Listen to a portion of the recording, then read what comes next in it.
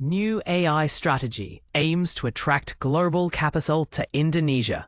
Digital Watch Observatory. Indonesia stands at a tipping point for AI domination, and you're about to find out why it matters.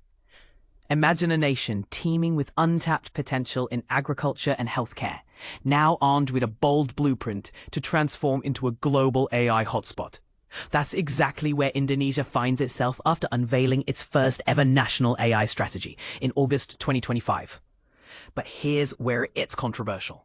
Can this roadmap truly overcome the country's deep-rooted challenges without sacrificing innovation? Deputy Minister Nezar Patria has gone on the record, describing the plan as a way to map out Indonesia's AI market like never before.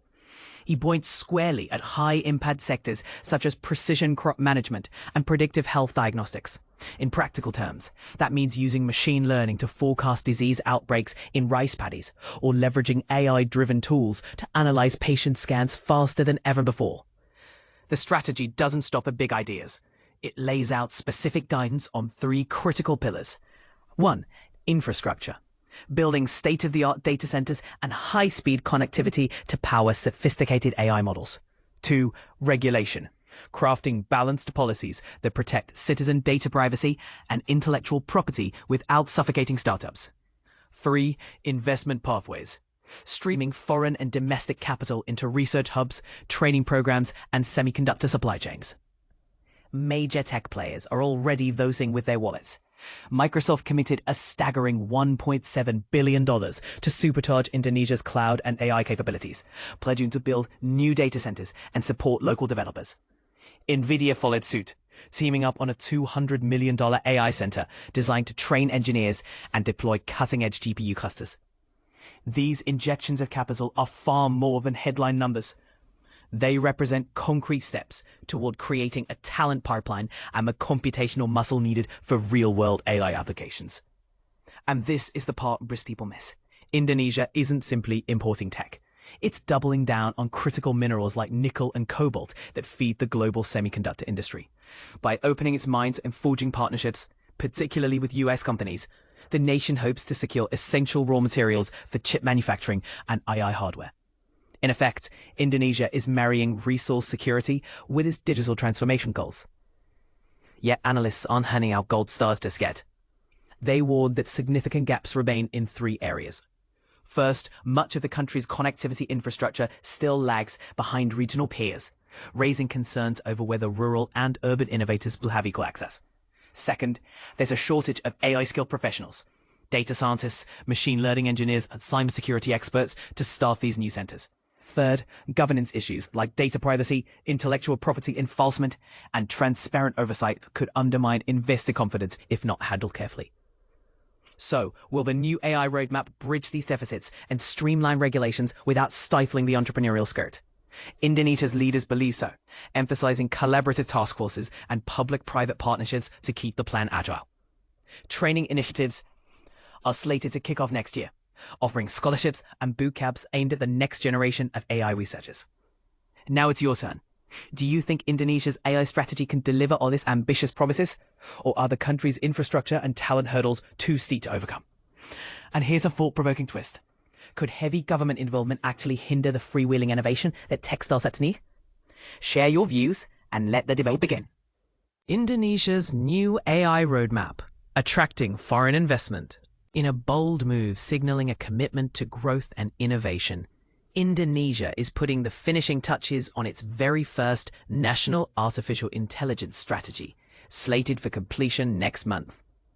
This initiative aims to enhance the country's appeal for foreign investors, as it strives to solidify its position in the increasingly competitive global landscape of AI and semiconductor manufacturing. This development is in line with Malaysia's recent endeavors to cultivate itself as a key regional center for AI, where significant investments have poured in from international tech companies eager to develop essential infrastructure to meet the surging demands for cloud and AI-related services. The Deputy Minister for Communications and Digital Affairs, Nezar Patria, shared the exciting details with Reuters, stating that this new roadmap represents the comprehensive effort, the first of its kind in Indonesia, which is ranked the fourth most populous nation worldwide. Before this, there existed only a limited ethics guideline published in 2023. Nezar emphasized that this roadmap will provide invaluable direction for AI developers, particularly regarding the necessary infrastructure and computational clusters required to thrive in Indonesia's market. It will also outline how AI can be integrated into various sectors, notably healthcare and agriculture. This roadmap aims to create a robust AI ecosystem in the country, Nezar explained. The insights provided will be critical for investors to understand the vast potential of AI in Indonesia. We are optimistic that this will encourage them to invest their resources here. According to a report from the Boston Consulting Group issued in April, ASEAN countries are poised for significant economic benefits from AI, with projections indicating GDP contributions between 2.3% and 3.1% as early as 2027. Indonesia is anticipated to experience the most pronounced growth in terms of total gross domestic output.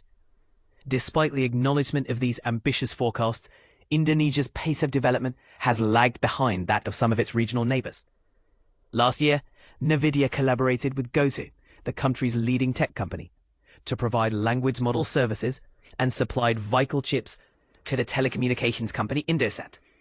In a substantial investment move, Microsoft also announced plans to pour $1.7 billion into expanding its cloud and AI services within Indonesia over several years. We are actively inviting all global tech firms to explore the AI development landscape in Indonesia, said Nezar, emphasizing the welcoming stance of the government toward foreign participation. On another front, Indonesia is also promoting its rich deposits of critical minerals essential for hardware manufacturing, hoping to enhance its role within the global semiconductor supply chain. In a calculated maneuver amid tariff discussions, the country has offered the US opportunities for joint investments in crucial minerals.